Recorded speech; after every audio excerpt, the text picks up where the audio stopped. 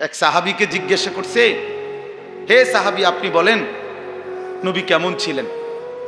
তিনি বলছেন ওয়াসিমুল ওয়াজ, তিনি এমন ছিলেন যাকে একবার দেখলে আবার দেখতে মন চায়, দ্বিতীয়বার দেখলে প্রথমবারের চাইতে আরো সুন্দর মনে হয়। যত তারে দেখি ততই নতুন নতুন সুন্দর লাগে, এমন যিনি তিনি আমার রাসূল সাল্লাল্লাহু আলাইহি ওয়াসাল্লাম। আরেক সাহাবীকে বলছেন, আপনি বলেন নবী দেখতে কেমন ছিলেন? ওই সাহাবী বলছেন কাসিমুল ওয়াজ, অর্থ হইল তিনি ছিলেন এমন যার প্রত্যেকটি অঙ্গ আলাদা আলাদা দেখলে মনে হতো সর্বশ্রেষ্ঠ সুন্দর, সারা অঙ্গ একসাথে দেখলেও মনে হইতো সর্বশ্রেষ্ঠ সুন্দর। তার চোখও আলাদা সুন্দর, কানও আলাদা সুন্দর, তার হাতও আলাদা সুন্দর, তার পুরা দেহও আলাদা সুন্দর। এক মানুষে দেখবেন যত সুন্দর মানুষই হোক, যত সুন্দরী নারী হোক, কারো হয়তো চেহারা খুব সুন্দর কিন্তু আঙ্গুল ছোট বড়, পায়ের আঙ্গুল একটু অন্যরকম, মানে একটা না একটা ত্রুটি আছে, কোনো না কোনো একটা কি আছে, ত্রুটি আছে। আল্লাহ তাআলা নবী সাল্লাল্লাহু আলাইহি সাল্লামের পবিত্র দেহ মুবারককে এভাবে বানিয়েছেন যে তার প্রত্যেক অঙ্গ আলাদা আলাদাও সর্বশ্রেষ্ঠ, সারা অঙ্গ একসাথে সর্বশ্রেষ্ঠ। সর্বশ্রেষ্ঠ, এত সুন্দর ছিলেন নবী সাল্লাল্লাহু আলাইহি ওয়াসাল্লামের চুল। হযরত বারা ইবনে আযিব, আমি নিজে হাদিসে পড়ছি, তিনি বলেন আমি একদিন নবী সাল্লাল্লাহু আলাইহি সাল্লামের বাবরি চুল আর নবীজির গায়ে একটা চাদর পরা, খোলা মাথা, মানে মাথায় তখন কাপড় বা টুপি ছিল না, এই সময় আমি দেখছি নবীজিকে একদিন। ওই সাহাবী বলতেছেন আমি একবার দেখছি। তিনি বলেন আল্লাহর কসম, কয় যে এরকম খোলা চুলওয়ালা আর চাদর পরা এমন সুন্দর কাউকে আমি জীবনে কোনোদিন আর দেখি নাই। তাহলে নবী সাল্লাল্লাহু আলাইহি সাল্লামের চুল কতটা সুন্দর ছিল। আহ, বেঈমানের মতো চুল রাখলেন, বেঈমানের মতো চুল, ইহুদির মতো, খ্রিস্টানের মতো, হিন্দু বৌদ্ধ নাস্তিক মুরতাদের মতো। আল্লাহকে প্রত্যাখ্যান করলা তোমরা, আল্লাহকে প্রত্যাখ্যান করলে। ব্রাজিলের খেলোয়াড় মুসলমান না, আর্জেন্টিনার খেলোয়াড় মুসলমান না, সিনেমার নর্তকী চরিত্রবান না, সিনেমার নায়ক চরিত্রবান হইতেই পারে না। হাজারো নারীর সাথে যে জিনা এবং ব্যভিচার, অথবা হাজারো নারীর সাথে যে প্রেমের ভালোবাসার অভিনয় করে, এটা তো উত্তম চরিত্র হইতে পারে না, এটা তো আখলাক হইতে পারে না। সে প্রিয় হবে কেন? সে প্রিয় হবে কেন? আমি অনুরোধ করি ছেলেরা, বাপ, প্রিয় ভাই, আর কোনোদিন যদি মনে করো আসলাম না, একবারই আসছি, মনে করো একবারই শোনো, এই চুল সুন্দর করো। পৃথিবীতে জালেম, নাফরমান, পাপী এই হিসাবে খাতায় নাম উঠাইও না, আল্লাহর অবাধ্য হইও না, লাঞ্ছিতই হবা। তাইলে ওই কথা ফিরে আসেন। আল্লাহর নবী সাল্লাল্লাহু আলাইহি সাল্লাম যখন ওমর রাদিয়াল্লাহু তাআলা কাঁদতেছিলেন, তো নবী সাল্লাল্লাহু আলাইহি সাল্লাম তখন ওনাকে সান্ত্বনা দিয়ে বললেন, এই একটা কথা বললেন, এটার জন্য এই কথাটা বলছি। নবীজি তখন বললেন আমা তারদা আন তাকুনা লানাল আখিরাহ ওয়া লাহুমুদ দুনিয়া। সুবহানাল্লাহ। নবীজি বললেন, ওমর তুমি কি এই ব্যাপারে, মানে এই কথার উপরে খুশি হবা না যে আমরা আখিরাত থেকে নেব, ওরা দুনিয়া থেকে নেব? সুবহানাল্লাহ, কেমন সুন্দর কথা দেখছেন। মানে ওই কাফেররা, ওই বেঈমানরা কিসের থেকে নেক? দুনিয়া থেকে নেক। আমরা কই থেকে নেব? আন তাকুনা লানা, লানা মানে আমাদের জন্য, আল আখিরাহ, হোক আখিরাত, ওয়ালা হুমুদ দুনিয়া, আর তাদের জন্য হোক কি? তুমি রাজি হবা না? কাঁদো কেন? তো হাদিসে আছে হযরত ওমর রাদিয়াল্লাহু তাআলা আনহু তখন চোখের পানি মুছে তখন তিনি বলেন, ওয়াল্লাহি ইন্নী লারাদিন ইয়া রাসূলুল্লাহ, হে আল্লাহর রাসূল, হ্যাঁ আল্লাহর কসম আমি এতেই রাজি। ঠিক আছে, আমরা আখিরাত থেকেই নেব, বেঈমান দুনিয়া থেকে নেক। এজন্য আমরাও আলহামদুলিল্লাহ বলি, মাদ্রাসায় পড়েছি আমরা, আল্লাহর দ্বীনের যেটুকু পারি খেদমত করি। আমাদের মসজিদের ইমামগুলো ৮,০০০ টাকা বেতন, ১০,০০০ টাকা বেতন, আমাদের মাদ্রাসার শিক্ষকদের ১০,০০০ ১২,০০০ টাকা সামান্য বেতন। তাও কতখানি, কত 900, কত বাকি, কত জোড়াতালি, কত কষ্টের। কিন্তু এরপরেও আমরা আলহামদুলিল্লাহ দিল থেকে বলি যে আমরা আখিরাত থেকে নেব। দুনিয়া সুদখোরকে দিয়ে দিলাম, দুনিয়া ঘুষখোরকে দিয়ে দিলাম, কিস্তিখোরকে দুনিয়া দিয়ে দিলাম, হারামখোরকে দুনিয়া দিয়ে দিলাম। যা বেঈমান, তুই দুনিয়া নে, আমি আখিরাত থেকে নেব ইনশাআল্লাহ। যা সুদখোর, তুই খা, সুদ খা, খা, তোরে দুনিয়া দিয়ে দিলাম, তুই খা, তুই ভাঙ্গাসার তেলাপিয়া খা, তুই বাতার মাছ খা, আর পেশাব পায়খানা কর, আর ঘুমা, তুই দুনিয়া ভোগ কর, আমরা আখিরাত থেকে নেব ইনশাআল্লাহ। এজন্য মুমিন কই থেকে নেবে? ইমানদার আখিরাত থেকে নেবে। আল্লাহর নবী সাল্লাল্লাহু আলাইহি সাল্লাম খন্দকের যুদ্ধের দিন নবীজি সাল্লাল্লাহু আলাইহি সাল্লাম নিচে পাথর খনন করছেন, নিজে কাটা পাথর বালু সহ মাথায় নিয়ে বাহিরে ফেলছেন। ফলে হাদিসে আছে সারা শরীর নবীজি সাল্লাল্লাহু আলাইহি সাল্লামের দেহ মোবারক বালুতে একেবারে আড়াল হয়ে গেছে ওই খন্দকের যুদ্ধের সময়। তো সাহাবীরা খুব অনুরোধ করতেছিলেন, ইয়া রাসূলুল্লাহ, আপনি পাথর কাইটেন না, আপনি এই খাড়ি এগুলো টুকরি এগুলো আপনি বহন কইরেন না, আপনার শরীরে বালুয়ে পূর্ণ হয়ে গেছে, আপনার কষ্ট হইতেছে, আমরাই করতেছি, আপনি দাঁড়াইয়া থাকেন, শুধু দেখেন। কসম খোদার, বুখারীর হাদিস।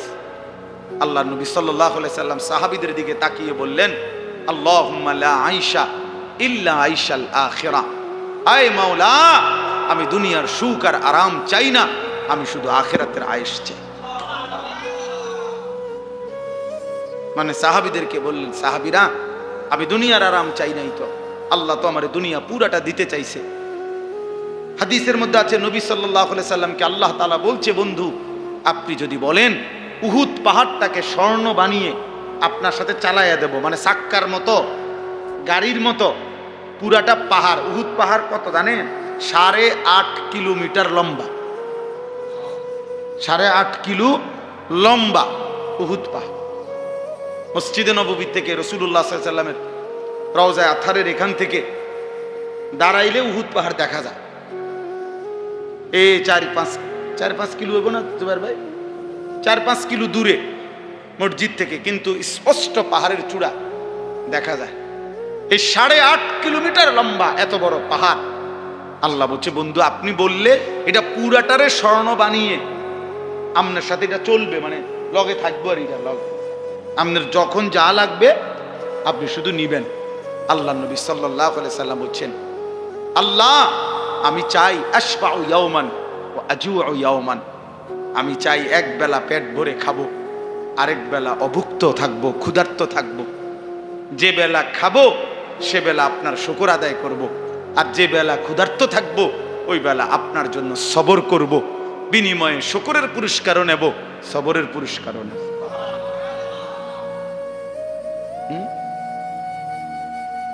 আজুউ ইয়াওমান আশবাউ ইয়াওমান। এজন্য নবী সাল্লাল্লাহু আলাইহি সাল্লামকে চেনা দরকার, আল্লাহকে চেনা দরকার, আখিরাতকে চেনা দরকার। আজকে আমরা এটা বোঝা উচিত। আমাদের বাবারা যারা আছেন, আপনারা যদি আপনাদের সন্তানের দিকে নজর না দেন, বাপ, আগামী প্রজন্ম ইসলাম পাবে না। সবাই যদি সবার ঘরে ছেলে মেয়ে স্ত্রী সন্তানকে এইভাবে বদ্দিনের মধ্যে ছেড়ে দেন, চোখের সামনে আপনার ছেলেটা এক ওয়াক্ত নামাজ পড়ে না, মেয়েটা পর্দা করে না, স্ত্রী পর্দা করে না, ঘরের মধ্যে প্রতিদিন রঙিন টেলিভিশনে নাচ গান নাটক সিনেমা চলে, এরপরে প্রত্যেকটা সন্তানের হাতে একটা একটা বড় মোবাইল, যখন তখন যা মন চায় তা দেখতেছে, নারী ছবি, উলঙ্গ দৃশ্য, অশ্লীল, জিনা, ব্যভিচার। তো এভাবে যদি আগামী 50 বছর চলে, আগামী 30 বছর চলে, তো এর পরের জেনারেশনের কি অবস্থা হবে বলে? আপনারা তো কিছু নামাজ পড়েন, কিছু আল্লাহ বিল্লাহ করছেন মনে করেন, কারণ আপনার ছেলে, আপনার নাতি তে যদি কোনোদিন খোদার 365 দিনে সেই ছেলেটা যদি কোনোদিন ফজরের নামাজ না পড়ে, তো তার হাতে যেই জেনারেশন আসবে, মানে তার সন্তান যখন আসবে আল্লাহ দিলে, তো তার হালাত কি হবে? বলেন ভাই, ইনসাফ কি বলে? তোমরাই ছেলেরা বলো ভাই, তোমাদের পরবর্তী জেনারেশনের কি হবে? আল্লাহ চাইতো তো তোমরা এই অবস্থায় থাকবা না। হায়াত বাঁচলে, আল্লাহ দয়া করলে তো তোমরা বিয়ে শাদী করবা, তোমাদের সন্তান হবে। কত সেলফি তো উঠাও, বেনামাজি তোমরা যারা, তোমরা কুত্তার লগেও একটা সেলফি উঠাইও, একটা ছবি কুত্তার লগে উঠাইয়া একসাথে দিও, যে দেখেন পৃথিবীবাসী আমরা দুই জানোয়ারকে কেমন লাগে।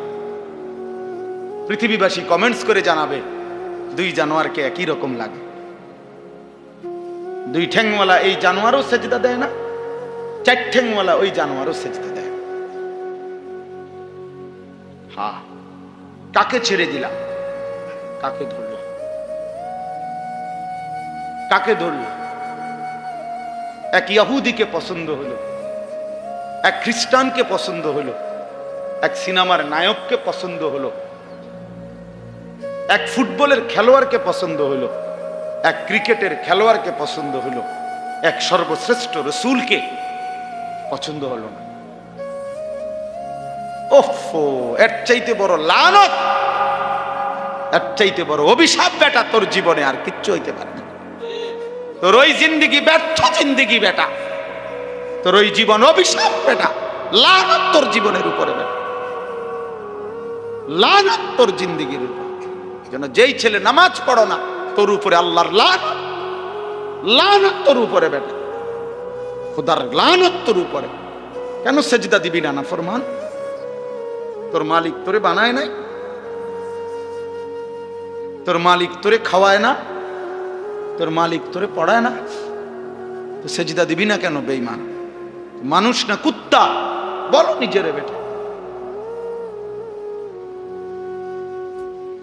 কোরআনুল কারীমের মধ্যে আছে, ওই ঈমানদার বলছে ওমা লিয়া লা আ'বুদুল্লাযী ফাতারানি, সূরা ইয়াসিনে আছে না এটা?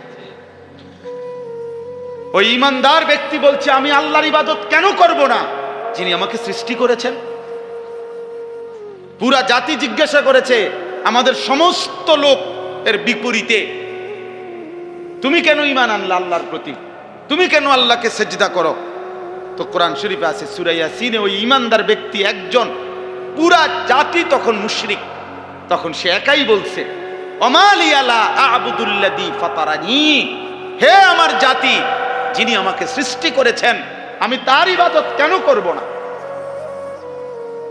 তাকে সেজদা দেব না কেন, তার গোলামি করব না কেন?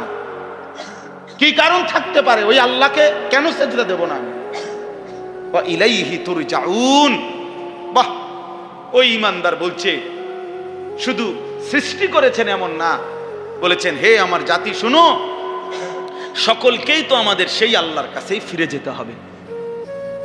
তা একে তো তিনি সৃষ্টি করেও যদি ছেড়ে দিতেন, তাইলে তো একটা কথা ছিল যে বানাইয়া ছেড়ে দিছে, আর খবরও নাই, আর নিতও না। আমার মতে আমি খাইয়া টাইয়া পেশাব পায়খানা করে একসময় মইরা সিত্তিয়া কি করে গেলাম, মাটির সাথে মিশে গেলাম, হারায় গেলাম, হাড্ডি মাংস গোশত রক্ত সব শেষ।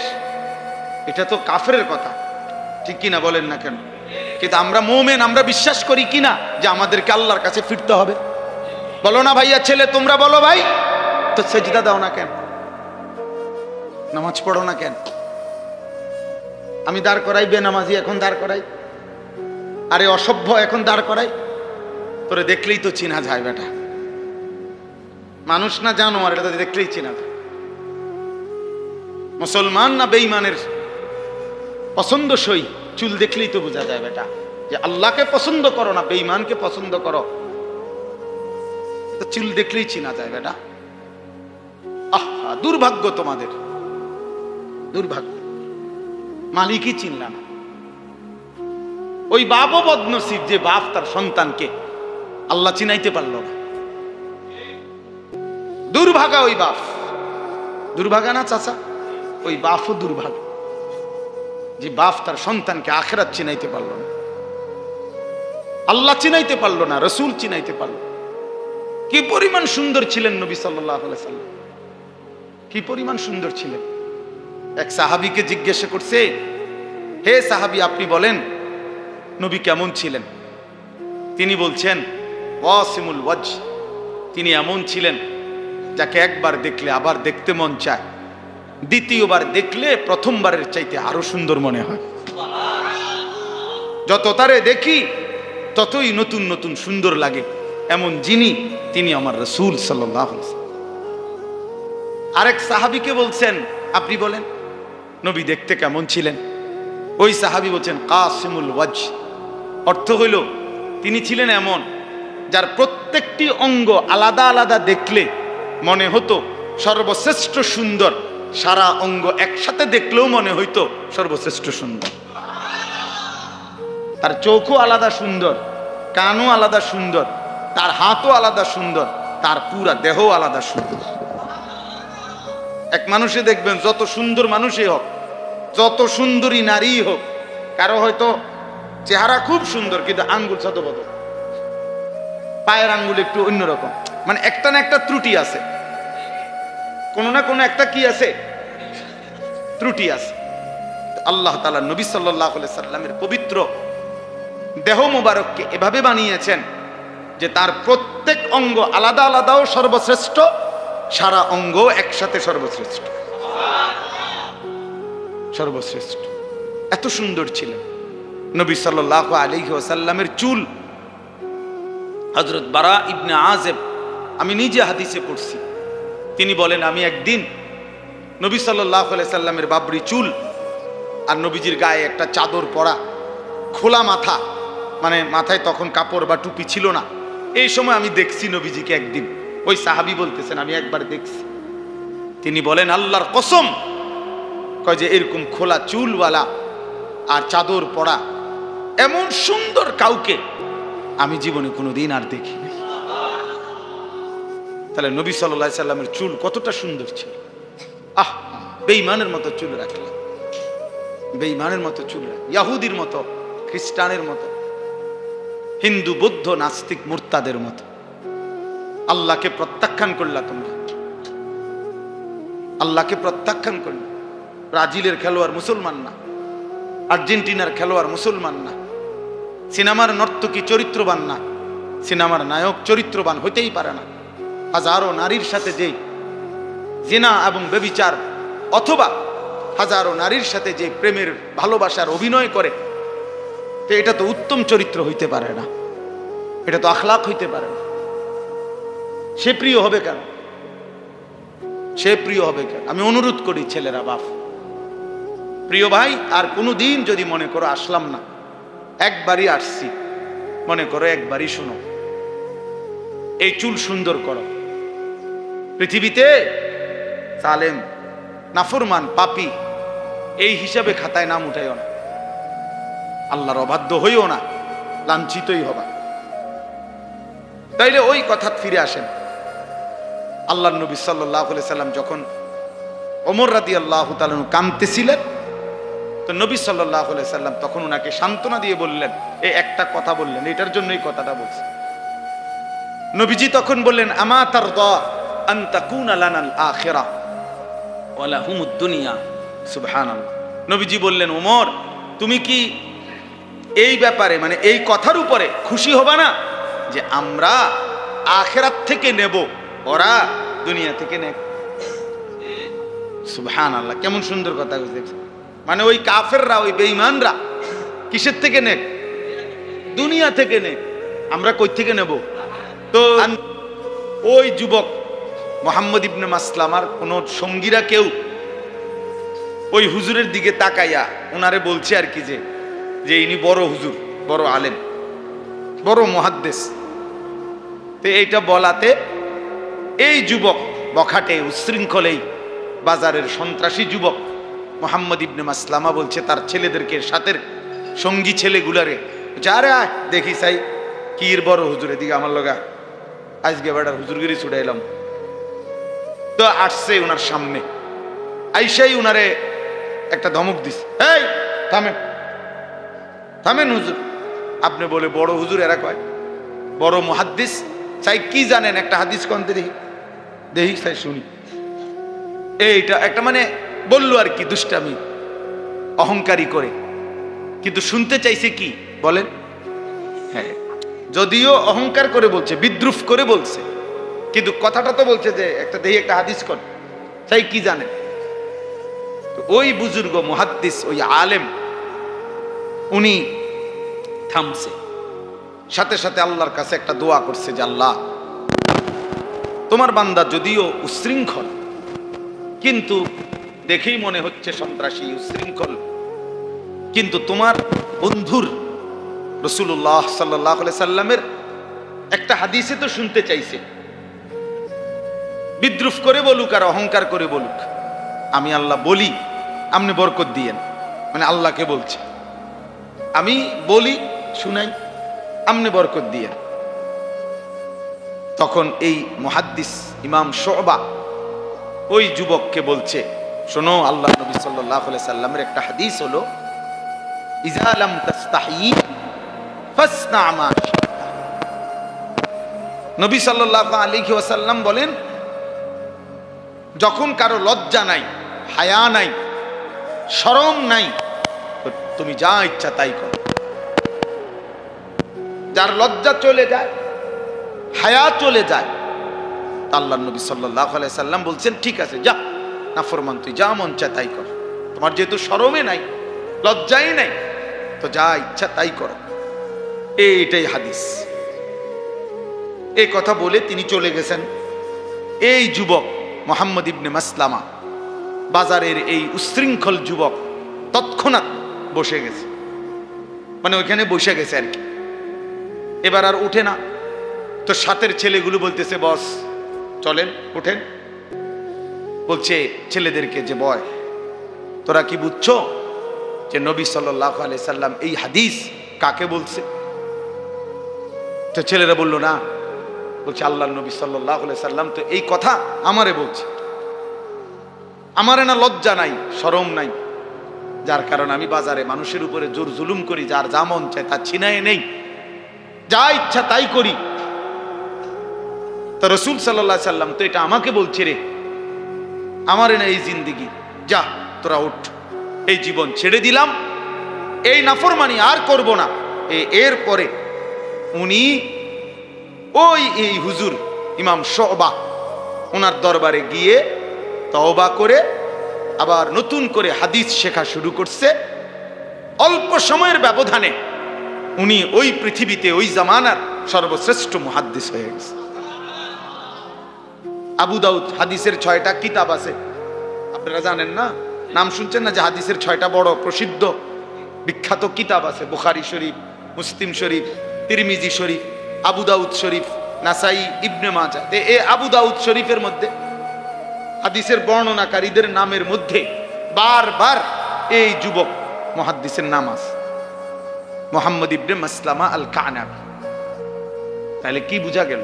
এক হাদিস জীবন বদলে দিছে, এক আয়াত ওই ডাকাতের জীবন কি করে দিছে। এজন্য মনোযোগ দিলে এক কথায়ও আল্লাহ নবী সাল্লাল্লাহু আলাইহি সাল্লামের অথবা কোরআনের জীবন পাল্টায় যাইতে পারে। এজন্য সবাই মিলে মনোযোগ দিলে বরকত হবে। এবার আমার দ্বিতীয় কথা হলো, তোমরা যে কয়জন ছেলের হাতে মোবাইল, এগুলো সব নামাও। একজন ছেলেও আর হাতে মোবাইল ধরে ভিডিও বা রেকর্ড করা যাবে না, আমি নিষেধ করলাম। এই ছেলে নামাও, নামাও। যার পছন্দ হয় না তুমি বাইরে যাও। আমার কথা যদি মানতে কষ্ট হয় উঠে চলে যাও ভাইয়া, ঘুমাইলে ভালো। রাত হইছে অনেক, ঘুমায় গেলে কোনো সমস্যা নাই। ঘুমানো কোনো অপরাধ না, ঘুমানো কোনো কবিরা গুনাও না, তো ঘুমায় যাও। কিন্তু আল্লাহর বস্তার একটা ছেলেও দয়া করে মোবাইল হাতে নিবা। আমি অনুরোধ করলাম, অনুমতিও দিলাম, চলে গেলে আমার কোনো আপত্তি নেই। আমি কোনো ভোটে দাঁড়াইছি না যে ভাইয়া আমার কোনো জনসমর্থন দরকার, আমার কোনো মার্কা দিয়ে আসছি না, আমি ইলেকশনের ওয়ার্কিং করতেছি না, ভোটে দাঁড়াইবার ইচ্ছাও নাই, কাজে আমার এই মানসিকতাও নাই। আমার আল্লাহর কথা বলা দরকার। একজন হলেও অসুবিধা নাই, 1000 জন হলেও কি নাই অসুবিধা নেই। সংখ্যা কোনো বিষয় না, সফলতা কিংবা ব্যর্থতা সংখ্যার মধ্যে নয়, আল্লাহ গ্রহণ করার মধ্যে, আল্লাহ গ্রহণ করার মধ্যে। কোরআনুল কারীমের মধ্যে আছে সূরা ইয়াসিনের মধ্যে তিনজন রাসূল, সূরা ইয়াসিনে একটা ঘটনা আছে, অদরিব লাহুম মাসালান আসহাবাল কারিয়া ইদ জাআহাল মুরসালুন, এখানে একটা ঘটনা আছে। এই ঘটনা হলো এই যে তিনজন রাসূল আমাদের নবীর আগে আল্লাহ প্রেরণ করেছেন একটি এলাকায়, একটি এলাকার মানুষকে তিনজন রাসূল দিন রাত আল্লাহর দ্বীনের দাওয়াত দিছে, কালেমার দাওয়াত দিছে। বিনিময়ে এই তিনজন রাসূলের হাতে পুরা সময়ে কালেমা পড়ে ইমানদার হইছে কেবল একজন। কয়জন? একজনই ইমানদার হইছে, সির্ফ একজন। ওয়াজা মিন আকসাল মাদিনাতে রাজুলুন, একজন লোক। তাইলে বলেন তিনজন রাসূলের দিন রাত আল্লাহর দিকে দাওয়াতের বিনিময়ে ঈমানওয়ালা হইল একজন, তাহলে এটা কি ওনাদের ব্যর্থতা? কথা বলেন না কেন? ব্যর্থ ওনারা? এজন্য সংখ্যা কোনো বিষয় না, একজন না হাজার জন এটা কোনো দেখার বিষয় না। আল্লাহর দ্বীনের কথা বলতে পারা, আল্লাহর দ্বীনের কথা শুনতে পারা, আল্লাহর দ্বীনের কথার আয়োজন করা, দ্বীনের যেই কোনো ফিকির করা, এটাই সৌভাগ্য, এটাই সওয়াব, এটাই নেকি। এখানে সংখ্যা কোনো কি নয়, বিবেচ্য নয়, পরিচিতিও কোনো দরকারি কিছু না। সবাই চিনলে সফল, সব মানুষ না চিনলে ব্যর্থ, এটাও না, এটাও কোরআন সুন্নায় নাই। বুঝেন নাই কথাটা?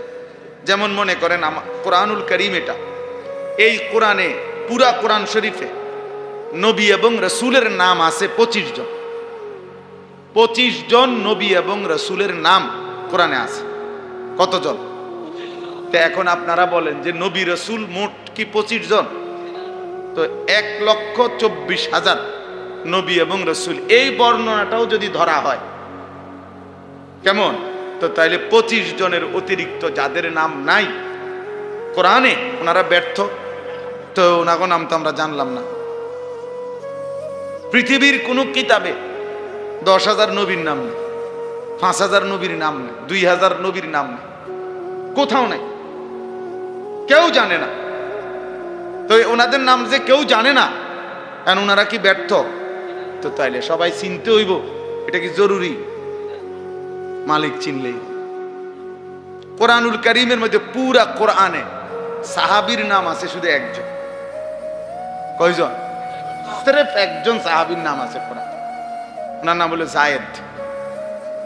ওই সাহাবীর নাম নবী সাল্লাল্লাহু আলাইহি সাল্লামের পালক পুত্র ছিলেন যায়েদ ইবনে হারেসা। এই যায়েদ, ফালাম্মা কাযা যাইদুম মিনহা ওয়াতারান, সূরা আহজাবের মধ্যে আছে। এই একজন সাহাবীর নামে আছে কোরআন শরীফ। তো আবু বকরের নামও নাই, ওমরের নামও নাই, ওসমানের নামও নাই, আলীর নামও নাই, হাসান হুসাইনের নামও কোরআনে নাই। তো ওনারা ব্যর্থ? কথা বলেন না? তাইলে তো সাহাবী শুধু একজন, নবীজির সাহাবী একজন, তো কোরআন শরীফে শুধু একজনের নাম। এই জন্য দিন বড় জিনিস, ইসলাম বড়।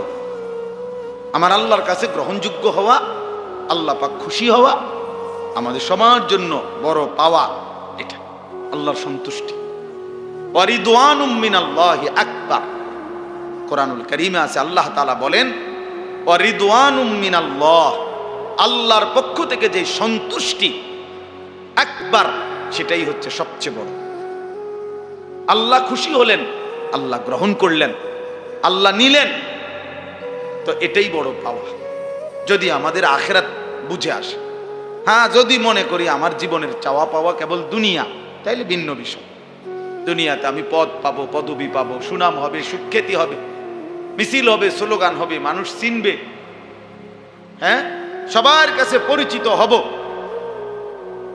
তাইলেই দুনিয়াই চাইলাম। কিন্তু আল্লাহকে যদি কেউ চায়, আখিরাতকে কেউ যদি চায়, নবী সাল্লাল্লাহু আলাইহি সাল্লামকে কেউ যদি চায়, তাহলে খোদার কসম তাকে আখিরাতের জন্যই অপেক্ষা করতে হবে। কোরআন শরীফে আছে নবীজি সাল্লাল্লাহু আলাইহি সাল্লামের বিবিদেরকে আল্লাহ তাআলা বলছে, নবীর স্ত্রীদেরকে একটা প্রসঙ্গে আল্লাহ তাআলা বলছে সরাসরি, ওয়া ইন কুনতুন্না তুরিদিনাল্লাহ ওয়া রাসূলাহু ওয়াদ দারাল আখিরাহ। আল্লাহ বলছে, হে নবীর বিবিরা, তোমরা যদি আল্লাহকে পেতে চাও, রাসূলকে পেতে চাও, তোমরা যদি আখিরাতের ঘর জান্নাত পেতে চাও, তো ফাইন্নাল্লাহা আ'আদ্দা লিল মুহসিনাতি মিনকুন্না আজরান আযীমা। তাহলে আল্লাহ সমস্ত নেককার নারীদের জন্যই আখিরাতেই সর্বোত্তম বিনিময় জান্নাত প্রস্তুত করে রেখেছেন। আখিরাত থেকে নিতে হবে, আখিরাত থেকে নিতে হবে, আখিরাত থেকে নিতে হবে। হযরত ওমর রাদিয়াল্লাহু তাআলা আনহু, আমরা সবাই নাম জানি কিনা? আজ-জুহাদু মিআতুন, একটা আরবি কিতাব আছে, ওই কিতাবে আমি পড়ছি। হযরত ওমর রাদিয়াল্লাহু তাআলা আনহু একদিন নবীজি সাল্লাল্লাহু আলাইহি ওয়াসাল্লামের ঘরে, হুজরায়, কামরায় গেলেন নবীজির সাথে সাক্ষাতের জন্য। ঘরের মধ্যে যাইতে পারতেন ওমর, কেন? নবী সাল্লাল্লাহু আলাইহি সাল্লামের একজন স্ত্রী ছিল, ওমরের মেয়ে হাফসা রাদিয়াল্লাহু তাআলা আনহা। তো উনি ওমরের মেয়ে, এই হিসাবে ওই মেয়ের মাধ্যমে তিনি কথা বলে ঘরে যাইতে পারতেন, মানে হুজরার ভিতরেও কি করতেন? যাইতে পারতেন, যেহেতু নবীজির স্ত্রী উনার মেয়ে। তো ওমর রাদিয়াল্লাহু তাআলা আনহু গেলেন নবীজির কামরায়, গিয়া দেখছেন আল্লাহ নবী সাল্লাল্লাহু আলাইহি ওয়াসাল্লাম শুয়ে আছেন। হযরত ওমর তাকাইলেন, এই নবীজির ঘরটায়, কামরাটায় চারটা জিনিস শুধু দেখছে তখন। এক নাম্বার, একটা চাটাই, আমরা চাটাই তো বুঝেন না, হোগলা চাটাই, তো ওইখানে স্পষ্ট আছে হাদিসে। ওমর রাদিয়াল্লাহু তাআলা আনহু দেখলেন যে চাটাইয়ের উপরে কোনো বিছানার চাদর বা কিছুই নাই, শুধু চাটাইয়ের উপরে নবীজির শোয়া। ওয়াকাদ আসসারা আলা জামবিহি, চাটাইয়ের দাগ, নবীজির পবিত্র দেহ মোবারকের মধ্যে দাগ দাগ লাগে গেছে। এলো এক। দুই, একটা ছোট্ট বালিশ মাথার মধ্যে দেখলেন, এটা হলো খেজুরের ছাল দিয়ে বানানো, ভিতরে খেজুরের ছাল ভরা এই ছোট্ট বালিশ। তিন, পায়ের কাছে কিছু ছাতু, ছাতু তো মুরব্বীরা ছিলেন আগে, যে আটার মতো, হ্যাঁ, গুলাইয়া, পানি দিয়া গুলাইয়া খাইতো, যে এটা আপনারা কি বলেন? হাতু, ছাতু, এই এগুলো, যেগুলো শুধু কেবল পানি দিয়া গুলাইয়া খাবে, এতটুকুই খাবারটা, এটাই। না কোনো তরকারি আছে, না কোনো গোশত আছে, না কোনো মাছ আছে, না কোনো ভাত আছে, কিচ্ছু নাই, শুধুই ছাতু, এইটুকু খাবারের। কয়টা হলো? তিনটা। চার নাম্বার হলো মাথার উপরে দেখছেন একটা চামড়া, একটা শুকানো চামড়া ঝুলানো, কোনো একটা বকরির চামড়া। কেন সেটা? সেটার মধ্যে বিছায়া নামাজ পড়বেন। এই চারটা জিনিস, একটা চাটাই, একটা খেজুরের ছাল ভর্তি বালিশ, কিছু ছাতু যা পানি দিয়ে মিশিয়ে খাবেন, আর একটা চামড়া ঝুলানো যেটা দিয়ে নামাজ পড়েন মুসল্লার মতো। হযরত ওমর রাদিয়াল্লাহু তাআলা আনহু হাদিসে আছে প্রচণ্ডভাবে কাঁইদা উঠছেন, চোখের পানি ফেলতেছিলেন। আল্লাহর নবী সাল্লাল্লাহু আলাইহি ওয়াসাল্লাম বললেন, মা ইয়াবকিকা ইয়া ওমর, হায় ওমর, কে তোমারে কাঁদালো, কাঁদতেছো কেন? তখন হযরত ওমর রাদিয়াল্লাহু তাআলা আনহু নবী সাল্লাল্লাহু আলাইহি সাল্লামকে বললেন, লিমা লা আবকি ইয়া রাসূলুল্লাহ, হে আল্লাহর নবী, আমি কাঁদবো না কেন? আপনার এই হালাত, আপনার এই জিন্দেগির এই দৃশ্য, ও আনতা সফওয়াতুর রাসূল, অথচ আপনি হচ্ছেন সমস্ত রাসূলদের সারাংশ, আপনি হচ্ছেন সমস্ত রাসূলদের মধ্যে শ্রেষ্ঠ, না শুধু সমস্ত রাসূলের সমস্ত সিফাত, সমস্ত গুণ, সমস্ত মর্যাদা, সমস্ত বৈশিষ্ট্যের সারাংশ আপনি রাসূল। আচে খুবা হামাদারান তু তানহাদারি।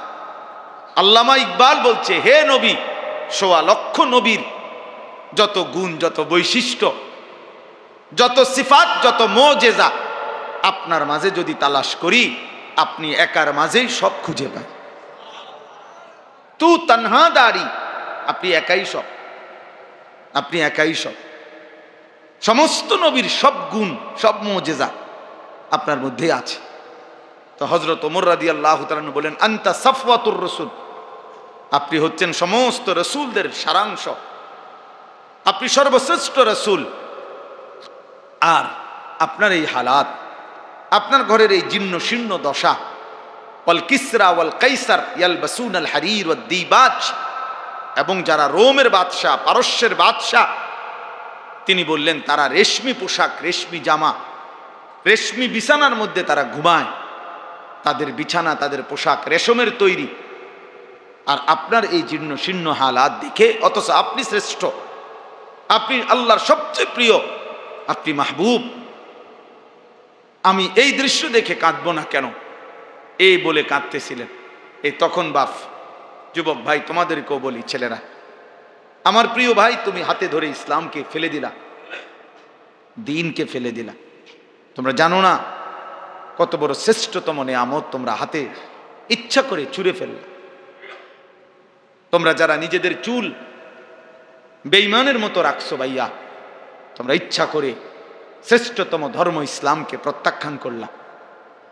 তোমরা যারা এক ওয়াক্ত নামাজ পড়ো না, আমার প্রিয় ভাই, তুমি ইচ্ছা করে নিজের হাতে নিজের সবচেয়ে বড় সফলতাটা ছুঁড়ে ফেলে দিলা, ছুঁড়ে ফেলে দিলা। তুমি জানো না তুমি কি পরিমাণ বোকামি করছো। এই পৃথিবী সবাই ভোগ করে, এই ভাত মাছ চাল ডাল, এই হাসি আনন্দ, এই রং তামাশা সবারই আছে, সবারই আছে। তুমি যদি ভিন নারী দেখে, ছবি দেখে, অশ্লীল দৃশ্য দেখে, অসভ্য নারী দেখে, উলঙ্গ ছবি দেখে মজা পাও, খোদার কসম একজন স্বামী তার পবিত্র হালাল স্ত্রী থেকে তার চাইতে বেশি আরাম পায়, তার চাইতে বেশি আনন্দ পায়। কাজেই হালালের মধ্যেও তো তৃপ্তি আছে, হালালের মধ্যেও তো সুখ আছে, হালালের মধ্যেও তো আনন্দ আছে। তুমি কেন ইচ্ছা করে আল্লাহকে ছেড়ে দিলা, রসুলকে ছেড়ে দিলা, আখিরাতকে ছেড়ে দিলা? চেহারা দেখলেই বোঝা যায় অনেক ছেলে তোমরা নামাজ পড়ো না, বেনামাজি সন্তান, চেহারা দেখলেই বোঝা যায়। বেনামাজির চেহারা আর জানোয়ারের চেহারা বরাবর, বেনামাজির চেহারা আর কুত্তার চেহারা বরাবর, বেনামাজি আর কুকুর এক সমান, জানোয়ার একই সমান। ওই জানোয়ারও সেজদা দেয় না, মানুষ নামের এই জানোয়ারও সেজদা দেয় না, বরাবর।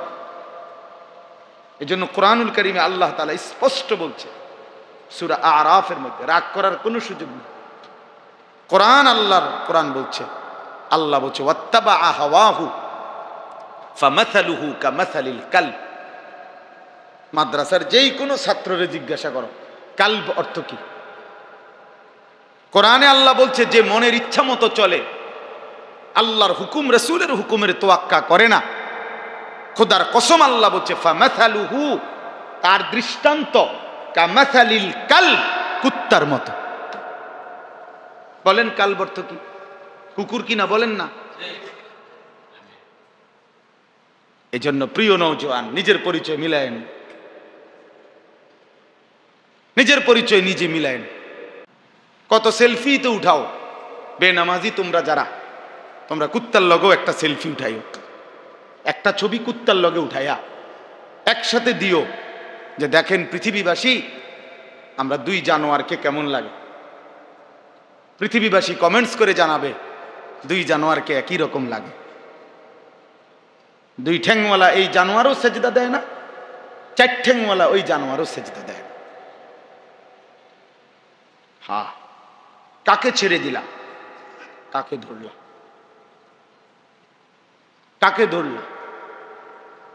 এক ইহুদিকে পছন্দ হলো, এক খ্রিস্টানকে পছন্দ হলো, এক সিনেমার নায়ককে পছন্দ হলো, এক ফুটবলের খেলোয়াড়কে পছন্দ হলো, এক ক্রিকেটের খেলোয়াড়কে পছন্দ হলো, এক সর্বশ্রেষ্ঠ রসুলকে পছন্দ হলো না। ওফো, এর চাইতে বড় লানত, এর চাইতে বড় অভিশাপ বেটা তোর জীবনে আর কিচ্ছু হইতে পারে না। তোর ওই জিন্দিগি ব্যর্থ জিন্দিগি বেটা, তোর ওই জীবন অভিশাপ বেটা।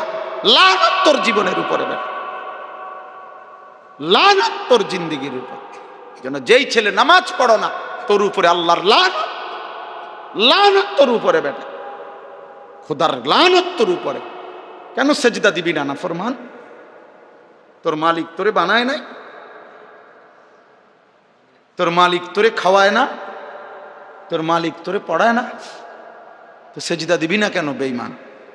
মানুষ না কুত্তা? বলো নিজেরে বেটা।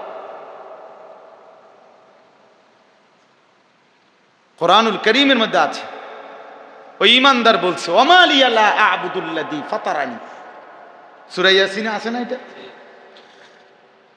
ওই ঈমানদার ব্যক্তি বলছে আমি আল্লাহর ইবাদত কেন করব না যিনি আমাকে সৃষ্টি করেছেন। পুরা জাতি জিজ্ঞাসা করেছে আমাদের সমস্ত লোক এর বিপরীতে, তুমি কেন ঈমান আনলা আল্লাহর প্রতি? তুমি কেন আল্লাহকে সেজদা করো? তো কোরআন শরীফে আছে সূরা ইয়াসিনে, ওই ঈমানদার ব্যক্তি একজন, পুরা জাতি তখন মুশরিক, তখন সে একাই বলছে ওমা লিয়া লা আ'বুদুল্লাযী ফাতারানি, হে আমার জাতি, যিনি আমাকে সৃষ্টি করেছেন আমি তার ইবাদত কেন করব না? তাকে সেজদা দেব না কেন? তার গোলামি করব না কেন? কি কারণ থাকতে পারে? ওই আল্লাহকে কেন সেজদা দেব না আমি? ওয়া ইলাইহি তুরজাউন। বাহ, ওই ঈমানদার বলছে শুধু সৃষ্টি করেছেন এমন না, বলেছেন হে আমার জাতি শুনো, সকলকেই তো আমাদের সেই আল্লাহর কাছেই ফিরে যেতে হবে। তা একে তো তিনি সৃষ্টি করেও যদি ছেড়ে দিতেন, তাইলে তো একটা কথা ছিল যে বানাইয়া ছেড়ে দিছে, আর খবরও নাই, আর নিতও না। আমার মতে আমি খাইয়া টাইয়া পেশাব পায়খানা করে একসময় মইরা সিত্তিয়া কি করে গেলাম, মাটির সাথে মিশে গেলাম, হারায়ে গেলাম, হাড্ডি মাংস গোশত রক্ত সব শেষ। এটা তো কাফেরের কথা, ঠিক কিনা বলেন না কেন? কিন্তু আমরা মুমিন, আমরা বিশ্বাস করি কিনা যে আমাদেরকে আল্লাহর কাছে ফিরতে হবে? বলো না ভাইয়া, ছেলে তোমরা বলো ভাই, তো সেজদা দাও না কেন? নামাজ পড়ো না কেন? আমি দাঁড় করাই বেনামাজি, এখন দাঁড় করাই, আরে অসভ্য এখন দাঁড় করাই, তোরে দেখলেই তো চিনা যায় বেটা। মানুষ না জানোয়ার, এটা তো দেখলেই চিনা যায়। মুসলমান না বেঈমানের পছন্দসই, চুল দেখলেই তো বোঝা যায় বেটা যে আল্লাহকে পছন্দ করো না বেঈমানকে পছন্দ করো, এটা চুল দেখলেই চিনা যায় বেটা। আহা, দুর্ভাগ্য তোমাদের, দুর্ভাগ্য, মালিকই চিনলা না। ওই বাপও বদনসিব যে বাপ তার সন্তানকে আল্লাহ চিনাইতে পারল না। দুর্ভাগা ওই বাপ, দুর্ভাগা না চাচা?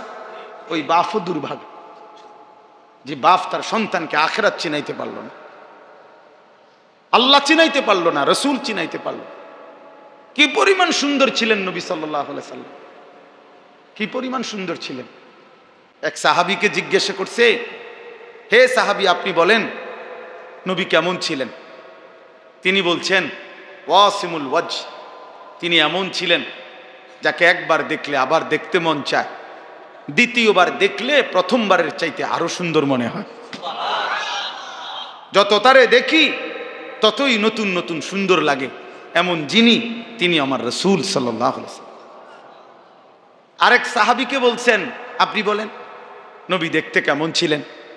ওই সাহাবী বলছেন কাসিমুল ওয়াজহ, অর্থ হইল তিনি ছিলেন এমন যার প্রত্যেকটি অঙ্গ আলাদা আলাদা দেখলে মনে হতো সর্বশ্রেষ্ঠ সুন্দর, সারা অঙ্গ একসাথে দেখলেও মনে হইতো সর্বশ্রেষ্ঠ সুন্দর। তার চোখও আলাদা সুন্দর, কানও আলাদা সুন্দর, তার হাতও আলাদা সুন্দর, তার পুরা দেহও আলাদা সুন্দর। এক মানুষে দেখবেন যত সুন্দর মানুষই হোক, যত সুন্দরী নারী হোক, কারো হয়তো চেহারা খুব সুন্দর কিন্তু আঙ্গুল ছদবদ, পায়ের আঙ্গুল একটু অন্যরকম, মানে একটা না একটা ত্রুটি আছে, কোনো না কোনো একটা কি আছে, ত্রুটি আছে। আল্লাহ তাআলা নবী সাল্লাল্লাহু আলাইহি সাল্লামের পবিত্র দেহ মোবারককে এভাবে বানিয়েছেন যে তার প্রত্যেক অঙ্গ আলাদা আলাদাও সর্বশ্রেষ্ঠ, সারা অঙ্গ একসাথে সর্বশ্রেষ্ঠ, সর্বশ্রেষ্ঠ। এত সুন্দর ছিলেন নবী সাল্লাল্লাহু আলাইহি ওয়াসাল্লামের চুল হযরত বারা ইবনে আযিব, আমি নিজে হাদিসে পড়ছি, তিনি বলেন আমি একদিন নবী সাল্লাল্লাহু আলাইহি সাল্লামের বাবরি চুল আর নবীজির গায়ে একটা চাদর পরা, খোলা মাথা, মানে মাথায় তখন কাপড় বা টুপি ছিল না, এই সময় আমি দেখছি নবীজিকে একদিন।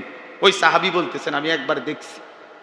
তিনি বলেন আল্লাহর কসম, কয় যে এরকম খোলা চুলওয়ালা আর চাদর পরা এমন সুন্দর কাউকে আমি জীবনে কোনোদিন আর দেখিনি।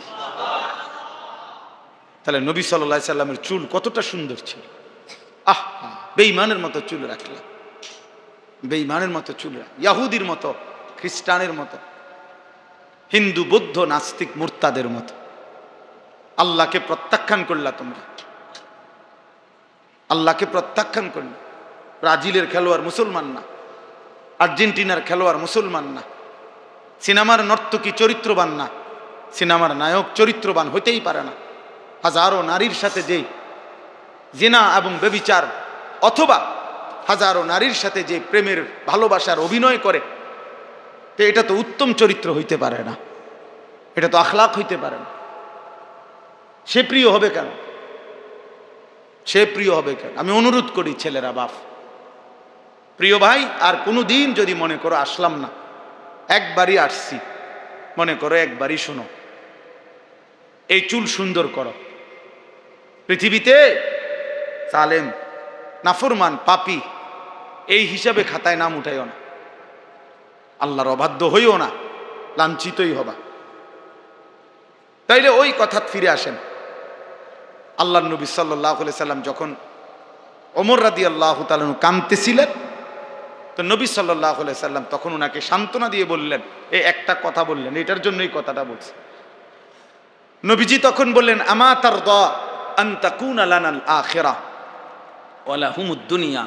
সুবহানাল্লাহ। নবীজি বললেন ওমর, তুমি কি এই ব্যাপারে, মানে এই কথার উপরে খুশি হবা না যে আমরা আখিরাত থেকে নেব, ওরা দুনিয়া থেকে নেক? সুবহানাল্লাহ, কেমন সুন্দর কথা বলছে। মানে ওই কাফেররা, ওই বেঈমানরা কিসের থেকে নেক? দুনিয়া থেকে নেক। আমরা কই থেকে নেব?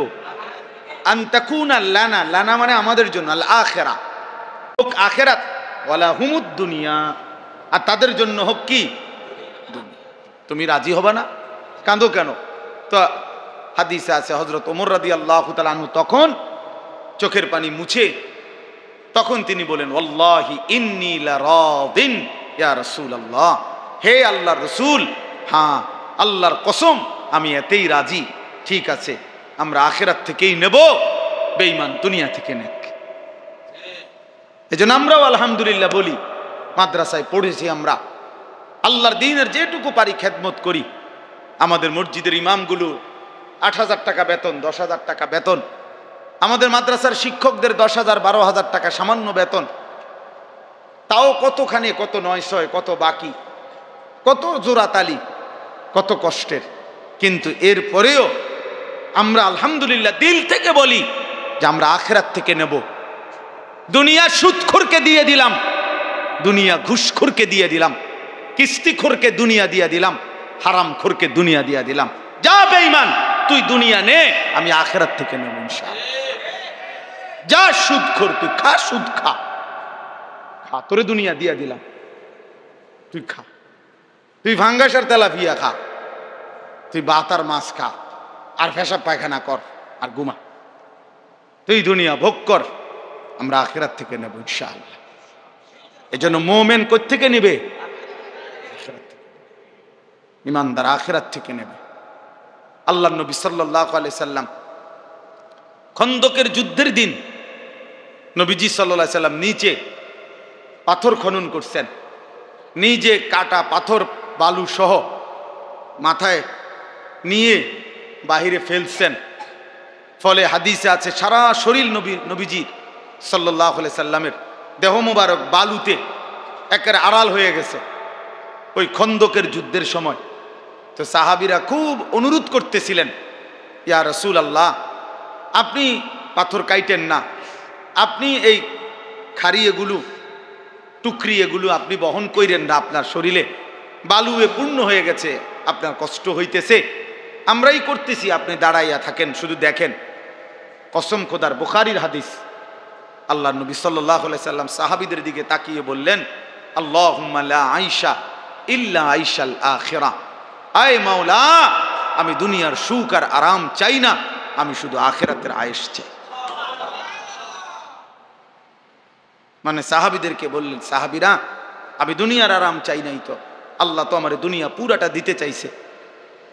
হাদিসের মধ্যে আছে, নবী সাল্লাল্লাহু আলাইহি সাল্লামকে আল্লাহ তাআলা বলছে, বন্ধু আপনি যদি বলেন উহুদ পাহাড়টাকে স্বর্ণ বানিয়ে আপনার সাথে চালাইয়া দেব, মানে সাক্কার মতো, গাড়ির মতো পুরাটা পাহাড়। উহুদ পাহাড় কত জানেন? 8.5 কিলোমিটার লম্বা, 8.5 কিলো লম্বা উহুদ পাহাড়। মসজিদে নববী থেকে রাসূলুল্লাহ সাল্লাল্লাহু আলাইহি সাল্লামের রওজায়ে আতহারের এখান থেকে দাঁড়াইলে উহুদ পাহাড় দেখা যায়। এই 4-5 কিলো হইব না জুবাইর ভাই? 4-5 কিলো দূরে মসজিদ থেকে, কিন্তু স্পষ্ট পাহাড়ের চূড়া দেখা যায়। এই 8.5 কিলোমিটার লম্বা এত বড় পাহাড়। আল্লাহ বলছে, বন্ধু আপনি বললে এটা পুরাটারে স্বর্ণ বানিয়ে আপনার সাথে এটা চলবে, মানে লগে থাকবো, আর এটা লগে আপনার যখন যা লাগবে আপনি শুধু নিবেন। আল্লাহ নবী সাল্লাল্লাহু আলাইহি সাল্লাম বলছেন, আল্লাহ আমি চাই আশবাউ ইয়াওমান ওয়া আজুউ ইয়াওমান, আমি চাই এক বেলা পেট ভরে খাবো, আরেক বেলা অভুক্ত থাকবো, ক্ষুধার্ত থাকবো। যে বেলা খাবো সে বেলা আপনার শুকর আদায় করব, আর যে বেলা ক্ষুধার্ত থাকবো ওই বেলা আপনার জন্য সবর করব, বিনিময়ে শুকরের পুরস্কারও নেব, সবরের পুরস্কারও নেব।